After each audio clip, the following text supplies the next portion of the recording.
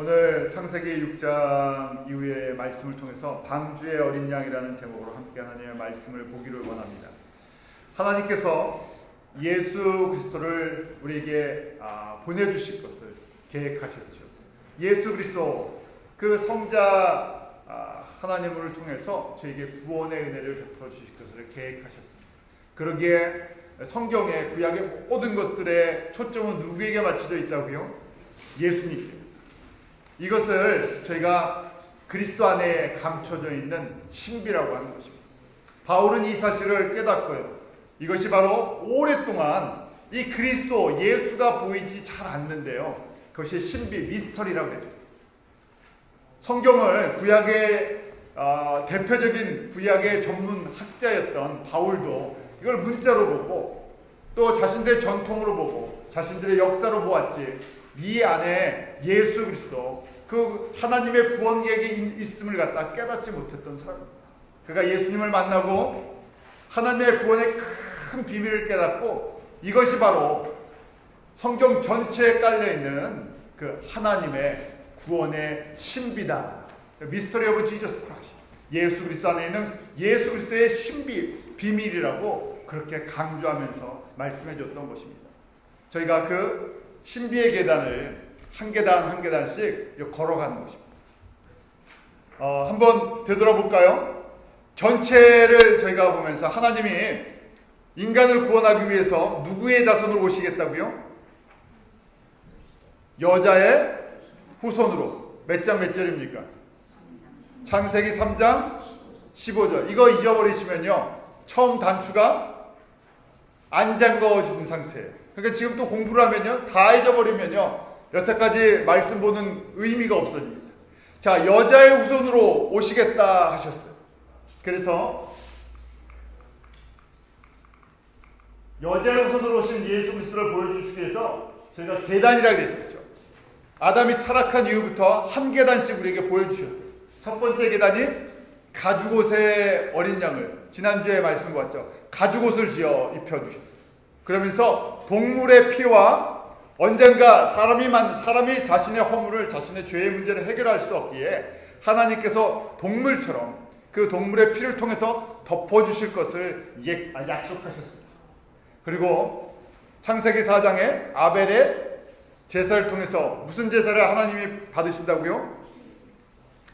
믿음의 제사인데 믿음은 무엇에 대한 믿음? 피를 통한 하나님께서 피를 통해서 그 죄를 씻어주실 것 피의 제사를 말씀하셨는데 그것을 믿고 따라가느냐 하는 것이죠. 예수 그리스도를 믿고 따라가냐 하는 것이죠. 그 믿음의 제사를 하나님 받아주셨습니다. 그 다음에 창세기 5장에 저 이름들 보았죠.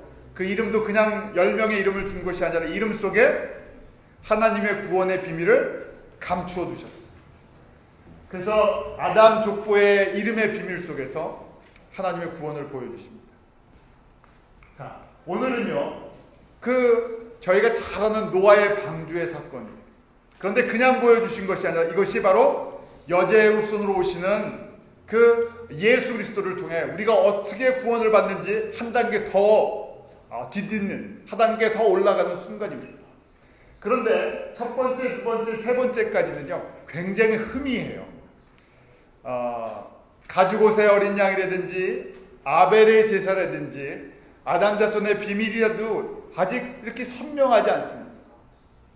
그런데 바로 이 노아의 홍수의 사건과 방주의 사건은 우리에게 분명하게 심판과 구원을 생생하게 한번 보여주십니다.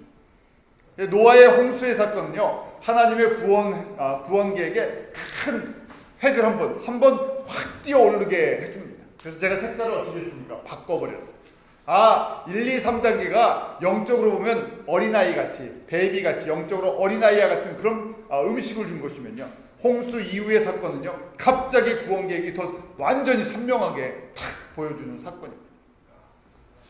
이것을 잘 기억하시고요. 이 순서를 잘 암기해 두세요. 그러면서 예수 그리스도의 그 구원의 신비를 하나씩 체험해 나가십니다.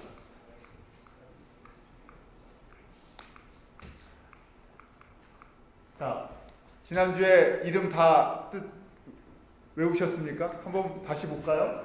아담은 뜻이 뭐라고요? 사람, 에노, 그 다음에 셋은요, 임명되었다. 에노스는요, 죽을 수밖에 없는. 자, 제가 이제 이름을 얘기하면 여러분들이 뜻을 얘기하십시오. 베나, 마할랄렐, 야렛, 에녹, 무드셀라, 라멕, 노아. 자, 이거 그대로 연결하면 이런 뜻이죠. 우리 같이 읽습니다. 시작. 사람은 죽을 수밖에 없으며 그 결과 슬픔을 가진 존재로 지명되었다. 그러나 복된 하나님이 내려오실 것이며 그의 죽음은 사람들의 한탄과 슬픔을 위안으로 가져다 줄 것이다. 그렇게 하나님께서 큰 구원의 계획을 이렇게 이름을 통해서 10명의 아담의 자손들에게 이름을 주면서 내가 이렇게 앞으로 3000년이 지나면 이 계획을 이루어 나갈 것이다. 때를 모르니까요. 이것을 너희가 지금부터 잘 기억하고 이 믿음으로 가라고 가르쳐 주셨어요. 그러면서요, 저희가 아담이 언제까지 살았다고요? 930살. 그때 라멕까지 보았어요. 라멕이 살고 있었습니다. 가장 오래 산 사람이 누구였다고요? 무드셀라. 왜냐하면 무드셀라의 아버지가 참 중요합니다. 무드셀라의 아버지가 누구예요? 에녹이에요. 에녹이 하나님의 말씀을 들었습니다. 무드셀라의 죽음의 홍수 심판을 갖고 오실 것이다 하는 구체적인 예언을 들었어요. 그래서 그때부터 에녹은 하나님과 믿음으로 동행하기 시작했어요. 300년. 그는 죽음을 맛보지 않았어요. 우리가 하나님의 말씀을 듣고요, 내가 그 말씀대로 순종하느냐 하는 것을 하나님께서 의롭다고 인정을 해주세요. 에녹은 유일하게 죽음을 맛보지 않은 사람이 되었습니다. 그리고 무드셀라는 가장 오래 살았는데 하나님이 심판을 늦춰주셨어요. 긍휼을 베풀어 주시고 돌아오라고. 그래서 무드셀라의 죽음과 동시에 심판이 시작됐는데요. 홍수 심판이. 무드셀라의 가장 오래 살았던 969년을 살았습니다. 자, 오늘은 이 노아의 방주의 어린 양을 보겠습니다. 방주는요, 일반 배와 구조가 다르죠. 방주는요, 그 홍수를 피하기 위한 것이고요. 또 저희가 창세기 6장을 오늘 전부 다 설명해 드릴 수 없습니다. 제가 수요일 날 창조에 대해서 공부를 했었는데, 그 당시 1000년을 사람들이 살 수 있었던 이유 중에 하나가 지금의 지구 위에 그 물층이라는 것이 있었어요. 그래서 지구가 온실효과를 갖고 있었습니다. 지구의 모든 부분이요, 같은 온도를 유지하고 있었고요. 온도 변화가 거의 없었어요. 그러니까 사람들이 지금 우리가 살고 있는 이 환경 속에서 1000년을 사는 것이 아니라 환경이 저희가 살던 환경이랑 다릅니다. 그리고 홍수가 노아의 홍수라고 이야기를 하는데, 비가 많이 와서 아니면 물이 그런 것이 아니라 위에 있는 물층이 지구의 온실효과 같이 대기권 바깥에 물층이 둘러싸고 있었는데 그것이 터져버리고요. 밑에서는 지진이 일어납니다. 자, 그것을 견딜 수 있도록 하나님께서 노아에게 방주를 짓도록 허락하셨습니다. 그래서 근데 그 노아의 방주의 크기야 성경에 나오는 고고학적인 걸 가지고요, 현대식으로 한번 저는 거예요. 네덜란드인가에 가면 그대로 이렇게 전놨다. 이건 그 모형이에요. 실제 똑같은 모형. 이런 모양으로 생겼을 거다고 고고학적으로 연구를 했어요. 이렇게 지어놓은. 오늘 창세기 6장에 보면요, 홍수의 심판이 있기 전에, 이 노아의 홍수가 있기 전에 그 당시의 사회상 노아 시대의 특징을 갖다가 성경이 기록하고 있어요. 몇 가지 특징이 있는데요. 노아는 아담 이후에 1056년이 흘러서 태어났고요. 그 다음에 2006년까지 살았던 그 당시의 사람입니다. 보면요, 첫 번째 특징은 하나님을 멀리했고 죄악이 가득했다고 성경이 기록하고 있어요. 창세기 6장 5절과 6절에 보면 사람의 죄악이 세상에 관영하고 마음의 생각에 모든 계획이 항상 악할 뿐임을 보시고, 사람들이요, 하나님을 떠나 하나님의 백성, 하나님의 자녀였던 아담의 자손들, 아담과 셋과 그 모든 자손들 중에서 누구만요? 에녹만 특별한 믿음을 갖고 있었고요. 나머지 사람들은 점점 믿음이 흐려지고, 아담의 자손들인데도요, 그 당시에 오늘 말씀처럼 하나님의 아들들이 사람의 딸들을 취했다. 여러 가지 생각할 수 있는데 신앙이 흐려져 버렸다는 것이, 믿음이 흐려졌어요. 저희가 조금 이제 율법적 같지만 믿는 사람은 누구랑 결혼해야 된다고요? 믿음의 자녀는 믿음의 자녀라고 결혼을 하도록 하는 이유가 있습니다. 왜 그렇겠습니까? 일반적으로 부모님의 입장에서 제가 믿음이 있고 믿음의 자녀들이 있어요. 그런데 믿지 않는 가정에 보내고 싶지 않지요. 왜 그렇습니까? 신앙이 다른 사람이 만나면 어떻게 돼요? 갈등이 생기기 때문에 어렵지 않습니다. 갈등이에요. 왜냐하면 믿음이 있는 사람과 믿음이 없는 사람은요, 보는 가치관이 달라요. 경제관도 다르고요. 그 다음에 주의를 지키는 개념도 다르고요. 다 달라요. 그러니까 만나면 순간에 데이트할 땐 좋다 그러지만 살라고 하면요, 다 부닥칠 수밖에 없어요. 또 재밌는 건데요, 믿음이 조금 있는 사람이랑 믿음이 없는 사람이랑 일반적으로 만나면 어느 쪽으로 가까워집니까? 없는 쪽. 참 희한해요. 믿음이 조금 있고 믿음이 없는 사람이랑 만나면요, 누구랑 친해지면요, 없는 쪽으로 가까워져요. 웬만해서 이 믿음이 없는 사람을 이끌고 나가려면요, 몇 배의 힘이 필요합니다. 마치 한국이 북한을 통일하는 거나 그 서독이 동독을 통일할 때 비용이 드는 걸 생각해 보시면 돼요. 한 나라를 갖다가 흡수해서 통일을 하려고 그러면요, 아주 강력해야 되고요, 헌신도, 물질도, 시간도 굉장한 많은 노력이 필요합니다. 그것처럼요, 믿음이 정말 강하지 않으면 믿음이 없는 사람을 갖다가 믿음으로 인도하는데 어려워요. 일반적인 이유죠. 똑같습니다. 노아 시대 때도요, 하나님을 믿던 하나님의 자녀들이 점점 세상 사람들과 섞어 살면서요, 세속화되고요, 세상화됐다는 것이. 그래서 사람들이 생각하는 것도 악하고요, 죄가 점점 늘어나갔고요, 하나님을 찾는 사람이 거의 다 사라져 버렸어요. 자, 두 번째 특징은요, 뭐라고 되어 있습니까? 하나님이 보시고 사람을 지으셨음을 한탄하시고 심판을 결정하셨다. 하나님이 사람을 만드셨는데요, 하나님의 모양과 형상대로 만드셨는데 하나님을 사랑하는 것이 아니라 점점 누구랑 가까워져요? 세상이랑. 그 다음에 뭘 즐깁니까? 죄를 즐겨요. 참 희한하죠. 처음에는 죄 짓고요, 잘못한 생각이 드는데 나중에 어떻게 됩니까? 죄 속에서 태어났어요. 죄를 즐겨요. 이게 인간이에요. 우리가 죄 가운데 태어났다는 증거가 뭐냐면 하나님을 사랑하는 것보다 죄가 있는 곳이 더 우리 편합니다. 죄 가까이 있는 데가 더 편해요. 하나님 가까이 가면 왠지 부담스러운 게 인간의 모습. 그래서 하나님께서 슬퍼하셨다는 거예요. 우리가 이해할 수 있는, 우리가 이해하도록 성경이 기록해놨는데 하나님이 마음이 아프셨다. 예수님께서 십자가를 지실 때 그 예수님의 십자가를 지시면서요, 그 아파하시는 모습. 그것처럼은요, 사람을 만들어놨는데 나의 모양대로 나의 형상대로 만들어놨는데 나를 멀리하고 내가 그렇게 사랑하는데 나의 사랑을 이해 못하고 점점 다른 길로 가는, 마치 탕자처럼 자녀가 있는데 부모의 마음을 이해를 못하고요, 그렇게 사랑해주는데 부모가 원하는 부모의 사랑과 반대의 길로 가면 저희가 어떻습니까? 가슴이 찢어진다는 거죠. 하나님의 마음이 찢어지고 있는 그런 모습이에요. 그래서 하나님께서 심판을 결정하셨는데요, 심판은 또 다른 면으로 보면요, 회복을 위한 한 단계의 과정입니다. 자, 세 번째, 그러나 그 가운데 노아와 그의 가족은 하나님의 특별한 은혜를 받고 있습니다. 오늘 8절 말씀과 9절 말씀인데요, 우리 8절 9절 한번 같이 읽겠습니다. 시작. 그러나 노아는 여호와께 은혜를 입었더라. 노아의 사정은 이러하니라. 노아는 의인이요 당세에 완전한 자라. 그가 하나님과 동행하였습니다. 거기에 보면요, 하나님의 은혜를 입었다고 되어 있죠.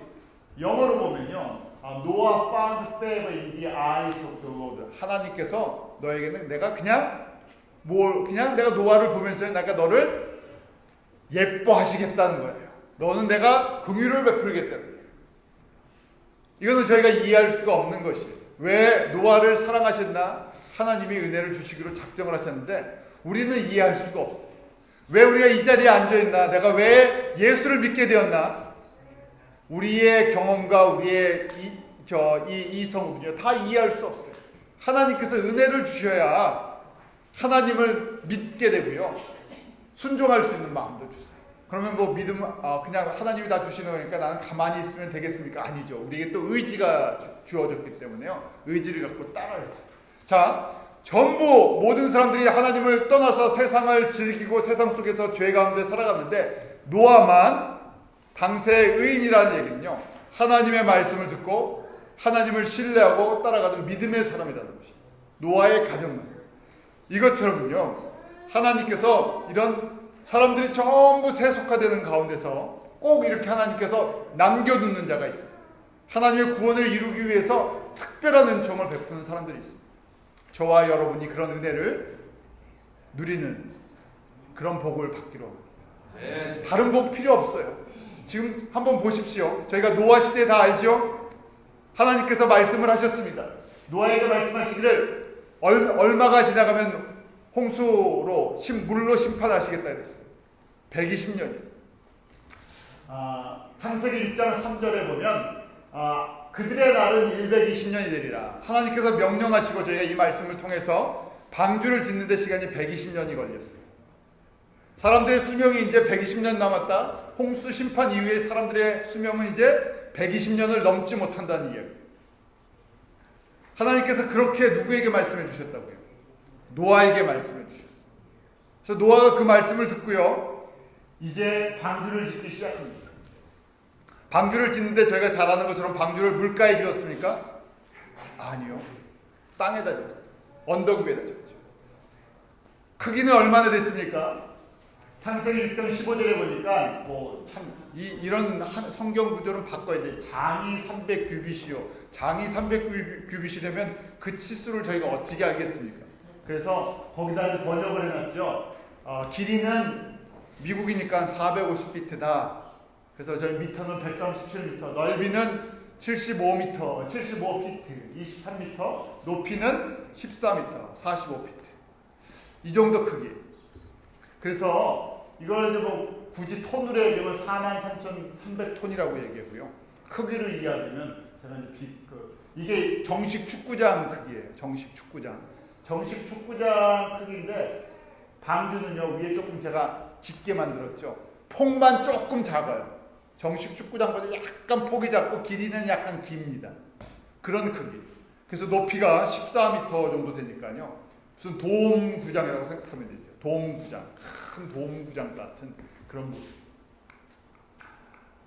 자, 이것이 그 방주가 마지막에 홍수 이후에 있었다는 터키 아라라산의 모습이에요.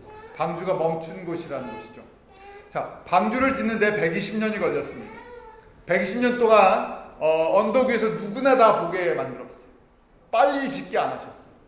120년 동안 사람들은요, 노아의 이 행함을 통해서 하나님의 뜻을, 이거 우리가 이제 행위 메시지라고 그러는데, 하나님께서 곧 물로 심판을 하실 것이다 하는 메시지를 전하는데 사람들이 듣지 않습니다. 그러면요, 행위로 보여줘요. 믿음의 행위를 통해서 보여주는데 노아에게 이것을 명령하셨고, 노아는요 그 120년 동안 방주를 짓는 그 복음 사역을 한 것입니다.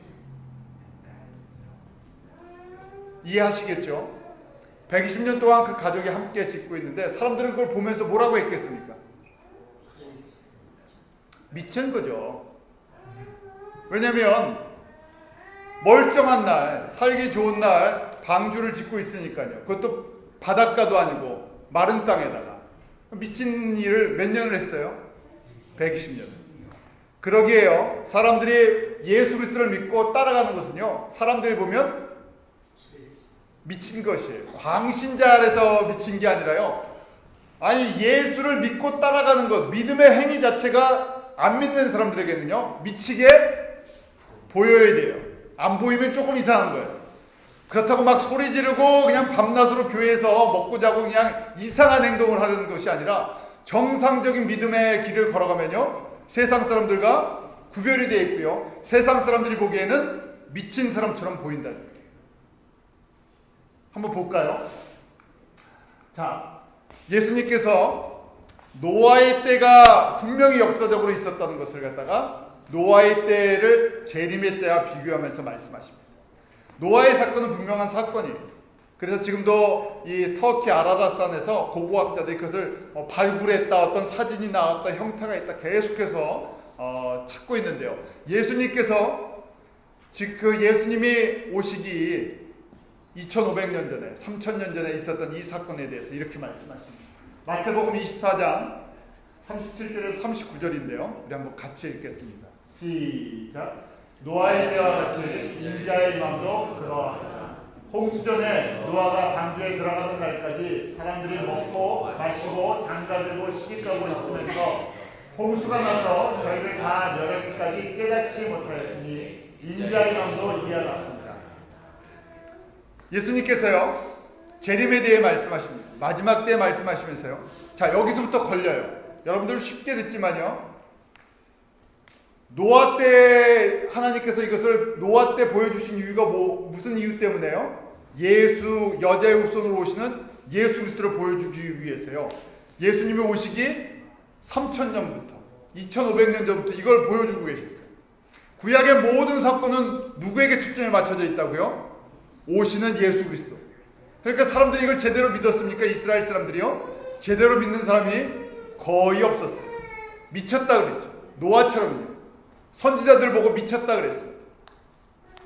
하나님의 말씀을 전하면요 듣지를 않았어요. 그래서 그들이 우상을 섬겼던 것입니다. 당장 눈에 보이는 거, 내가 이 땅에서 당장 눈앞에 나타나는 것을 내가 믿지, 보이지 않는 앞으로 500년 후가 될지 1000년 후가 될지 오실 예수 그리스도를 믿지 않았어요. 그런데 저희는 은혜로 이제 예수 그리스도가 하나님의 아들이고 구약의 약속대로 오신 것을 믿습니다. 여기까지가 반쪽이에요. 믿는다는 것은요 구약만 믿는 초림의 예수만 믿는 것이 아니라 예수님께서 또 뭐라고 말씀하셨어요? 다시 오신다고 말씀하셨어요. 다시 오시기 전까지 이 혼란함이 그대로 있는데요. 그 다시 오실 때 모든 것을 회복하신다고 약속해 주셨어요. 그래서 이것이 저희가 초림과 재림의 사건을 믿을 때 온전한 복음 안에서 믿음의 고백을 저희가 할 수 있는 것입니다. 그러므로요 이렇게 초림과 재림의 사건을 우리가 믿는다 하는 것은요 세상 사람들이 보면요 미친 사람들처럼 보일 수밖에 없어요. 왜 그런지 예수님께서 말씀하시는데요. 자, 한번 보시죠. 노아의 때와 같다 하고 있어요. 재림, 주님이 오실 때가 가까울수록 노아의 때와 같다 하는데 노아의 때에 우리 좀 전에 보았던 세 가지 특징이 있죠. 첫 번째 특징이 뭐였습니까? 노아의 때의 특징, 죄악이 가득했다. 사람들이 생각하는 것이 악하다는 것은 뭐냐면요. 하나님을 인정하지 않는다는 것이죠. 아니 세상 사람들이야 당연히 하나님을 인정하지 않죠. 누구도 인정하지 않는다는 거예요. 하나님의 백성들, 하나님의 자녀들도요. 하나님의 그 주권과 하나님의 나라를 갖다가 인정을 잘 하지 않는다는 거예요. 그러니까 세상 사람과 하나님의 아들들과 누구랑이요? 세상의 딸들과 구별이 되지 않는다는 것이죠. 마지막 때가 될수록 우리 마태복음 24장에 보면 첫째 기근과 지진이 사랑이 식어지고 배반하고 그 다음에 거짓 선지자자 거짓 그리스도가 일어나서 사람들에게 가짜 예수 가짜 복음을 자꾸만 전해줍니다. 사람들이 분별력이 없어요. 사람들이 좋아하는 메시지가 있습니다. 교회에서 좋아하는 메시지가 무슨 메시지냐? 오늘 바로 이 메시지. 먹고 마시고 장가들고 시집가고. 아니 이 메시지가 뭐가 나쁜 것입니까? 나쁘다는 얘기가 아니에요. 이 메시지의 핵심은 무엇입니까? 노아의 때를 보면요. 생각해보면 돼요. 노아의 삶이 120년 동안 살아있는 행위의 메시지라고 했죠. 복음을 120년 동안 어떻게 증거했냐면요. 홍수가 임할 걸 알면서요. 그 방주를 짓는 것이 복음을 증거하는 삶이었어요. 그런데 누구도 하나 귀 기울이지 않았죠. 사람들이 관심이 있었던 것은 바로 이 부분이라는 것이죠. 이 땅에서 살아가는 모습. 먹고 마시고 시집가고 장가가고 어떻게 하면 이 땅에서 잘 될까? 이 땅에 어떻게 하면 이 땅에서 좀 편해질까? 스탁 올라가는 주식 산 사람은 주식이 오르나 내리나 관심이 있고 집이 있는 사람은 땅값이 오르나 내리나 관심이 있고 자녀가 있는 사람들은 오직 관심이 무슨 관심이에요? 자녀가 있어서 결혼할 때가 됐습니다. 당연히 부모님은 관심을 갖죠. 근데 어디까지만 관심을 갖는다고요? 믿음의 사람들인데 자녀가 이제 결혼할 때가 됐는데 어떤 배우자를 찾는다고요? 저희 교인들은 다 믿음의 사람들을 찾는데 저희 교회 그런 분도 안 계시잖아요. 근데 이제 좀 어느 교회에 믿음이 좋지 않은 분들은 초점이 직업이 뭐냐, 돈을 얼마나 버냐, 혹시 집은 가지고 있느냐, 뭐 이런 세상적인 그러면 그런 사람한테 시집가고 장가가면요 결혼 잘했다. 관점이 전부 세상적인 관점으로 갖고 있다는 얘기예요. 그래서 노아 때처럼 누구도 하나님의 말씀에, 진짜 하나님의 복음의 말씀에 귀 기울이지 않고요, 내 입맛에 맞는 것을, 세상에서 어떻게 하면 내가 형통한 삶을 살까, 이런 세상적인 메시지를 전해주면 그때는 사람들이 듣는데요, 진짜 다시 오시는 예수 그리스도에 대해서는 듣지 않는다는 것입니다. 아무리 외쳐도요 듣는 사람들이 소수가 되어버립니다. 저와 여러분, 예수님을 저희가 은혜로 믿었습니다. 반쪽짜리 예수님을 믿는 것이 아니라, 우리가 이 땅에서 조금 더 잘되고 못되고 그것 때문에 예수님을 믿는 것이 아니라, 다시 오셔서 우리에게 완전한 구원과 새하늘과 새 땅을 허락하시는 그 예수 그리스도, 아담의 타락 이후부터 지금까지 6,000년 동안 하나님께서 나를 구원하기 위해 역사하시는 그 예수 그리스도를 믿음으로 고백하시기 바랍니다. 이 믿음이 없으면요, 노아 때처럼 예수님께서 말씀하시기를 사람들이 전부 마지막 때가 될수록 세상을 더 사랑하고요, 세상에 더 관심을 갖게 돼 있다는 것이, 교회도 그렇고 목회자들도 그렇고요, 성도들도 그렇고 전부 그런 영향 속에 들어가 있는 것을 말씀해 주십니다. 그래서요, 언제까지 그렇게 살아간다고요?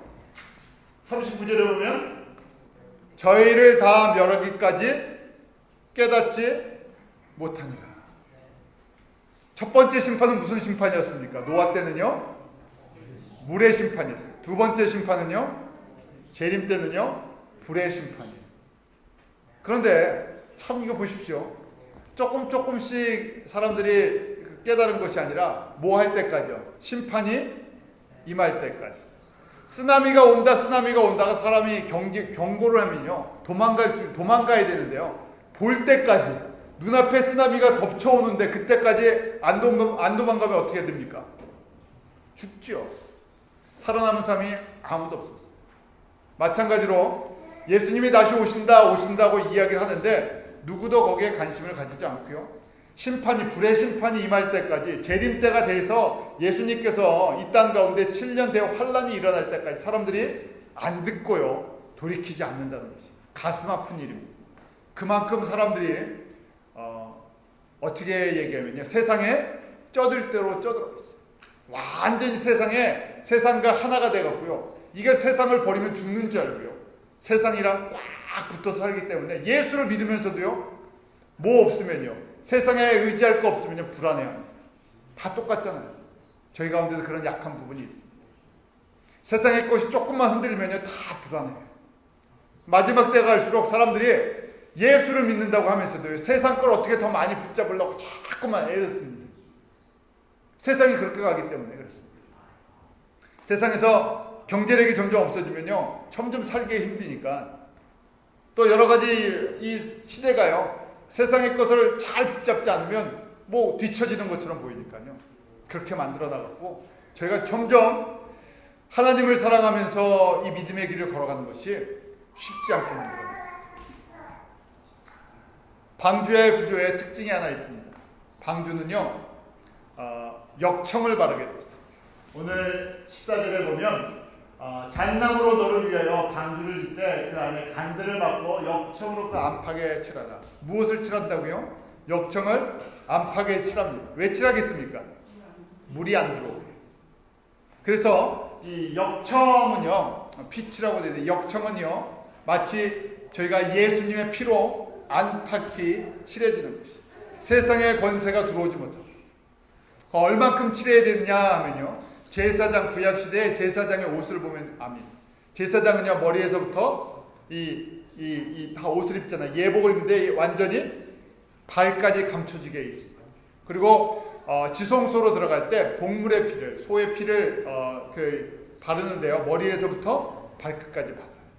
한 군데라도 덮이지 않으면 죽습니다. 마찬가지. 저희가 이제 방주는요, 예수 그리스도를 통해서 그 안에 들어가는데도 구원을 받는데요. 바로 예수 그리스도의 피의 사건에 들어오는 자들을 하나님께서 구원하실 것을 예표적으로 보여주십니다. 저희가 이제 이 말씀을 보면서요, 결론과 같습니다. 저희가 날마다 예수 그리스도의 그 보혈의 은혜 가운데 들어가야 되고, 나를 구원하는 것도 예수님의 피 때문에, 내가 하나님 나라에 들어갈 수 있는 이유도요, 나의 노력과 나의 선함과 내가 열심히 봉사했기 때문에 아니라 예수님이 나를 위해 피 흘려 주셨다. 우리가 거룩해지는 비결도요, 예수님의 피를 내가 내 마음속에 뿌리기 시작합니다. 내가 그 은혜 가운데 나아갈 때. 자, 이것이 이제 연결관계가 있습니다. 내가 예수님의 피의 사건을 나의 사건으로 받아들이고요, 내가 그 정말 단순해 보이고요, 어리석은 것처럼 보이지만 세상 사람들이 예수 외에는 구원이 없습니다. 예수 외에는 다른 생명의 길이 없습니다. 내가 사는 목적도 예수님의 영광을 위해서. 그러기에 직업에는요, 이 세상의 어떤 악한 일을 하는 것이 아니라 직업에는 귀천이 없다 그러죠. 어떤 일을 하든지 누구를 위해서요? 내가 먹고 사는 문제를 뛰어넘어서 예수님을 위해서 살아가는 것입니다. 어디에 살든지 무엇을 하든지 초점과 관점을 자꾸만, 인생의 관점을 바꿔야 돼요. 다시 오실 예수 그리스도를 바라보면서요, 내가 어찌 가든지 저에게 이 예수라는 구원선이 예비되어 있습니다. 우리가 할 것은요, 채워넣는 방법뿐이 없어요. 내가 먼저 들어가야 되고요, 내 주변의 사람부터 시작해서. 예수님은요, 예수님의 구원의 방주 안에 누가 들어오기를 원하십니까? 한국 사람만이 아니라요, 나라와 민족과 백성 가운데 흩어져 있는 주의 잃어버린 백성들이 다 들어오기를 원하세요. 들어가는 비결은 다른 것이 없습니다. 예수 그리스도의 이 십자가의 사건, 나를 위해 피 흘리신 것, 내가 그 피 없이는 살 수 없습니다. 내가 갖고 있는 이 육신의 피는 다 죽음의 피인데요, 예수님의 피 한 방울이 내 안에 들어오면 내 육신이 살아나고요, 내 영에 들어오면 내 영혼이 살아나는 것이에요. 내 인생에 들어오면요, 인생의 가치관이 변합니다. 그러기에 가정을 꾸리고 직업을 갖고 공부를 하는 인생의 목적 자체가 바뀌는 것이에요. 피는요, 그런 능력이 있습니다. 그 피가 우리 안에 날마다 안팎으로, 우리의 심령 안에도, 우리의 인생 속에서도 매일매일 뿌려지기로 합니다. 이것이 믿음으로 살아가는 비결입니다. 주님 오실 때가 가까울수록요, 믿음으로 사는 사람들이 점점 줄어듭니다. 저희 가운데 이런 도전이 있는 거예요. 정말 다시 오실 예수 그리스도를 향해서 내가 인생을 방향을 정하고 달려갈 것인가, 아니면 노아의 때와 같이 사람들이 다 먹고 마시고 어떻게 하면 잘 먹을까, 어떻게 하면 잘 마실까, 어떻게 하면 좀 더 좋은 곳에서 살까, 좋은 사람 만나서 이 땅에서 좀 행복하게 살까, 관심이 다 이 땅에 있는 것인데 하나님의 나라로 눈을 옮길 수 있는 것, 이것이 이 하나님의 구원의 큰 비밀을 깨닫는 사람들의 고백입니다. 저와 여러분이 이 은혜 가운데 들어갑니다. 그래서 저희가 지금 이 말씀을 공부할 때도 그냥 지식으로 끝내지 마시고요, 하나님께서 노아 시대 때 누구를 택하셨다고요? 노아와 노아의 가정을 남겨두셨고, 나를 그렇게 남겨두신 것을 은혜로 알고, 그 하나님의 은혜, 그 하나님의 크신 은혜 안에 저희가 날마다 믿음으로 살아가는 그런 고백과 결단이 있기를 원합니다. 기도하겠습니다. 하나님 아버지, 저희들 이 시대에 정말 노아 시대와 같이 사람들이 하나님을 멀리하고 세상에 가까워지고, 또 하나님의 이 구원의 메시지, 재림의 메시지, 이 복음의 메시지를 저희가 듣기를 싫어하고 주님과 동행하는 삶을 사랑하기보다는 세상과 동행하며 세상과 친구가 되는 이런 시대에 살고 있습니다. 저희로 깨어있게 하시고, 다시 오실 예수 그리스도, 주님이 다시 오실 때까지 이 천국 복음을 모든 민족 가운데 증거하는 하나님의 뜻에 순종하며 살아가게 하여 주시옵소서. 아버지 하나님, 우리에게 맡겨진 일에 신실하게 합니다. 우리가 서로 돌아보아 사랑과 선행으로 격려하게 하시고 끝까지 믿음의 길을 함께 달려갈 수 있는 믿음의 성도들, 믿음의 지체되게 하시고 우리가 다 장성한 믿음의 분량이 돼서 저희들의 모든 일상생활을 통해서 하나님의 뜻이 이 천국 복음이 이방 민족 가운데 증거되는 그런 귀한 도구로서 사용받기로 합니다. 하나님께서 우리의 머리에서 발끝까지 새롭게 하여 주시옵소서. 그 흘리신 예수 그리스도의 보혈의 피로 우리를 덮어 주시옵소서. 하나님 보좌 앞에 나갈 때마다 하나님의 살아 역사하심을 체험하는 귀한 은혜로 저희들 충만케 되게 하여 주시옵소서. 감사하며 예수님의 이름으로 기도합니다.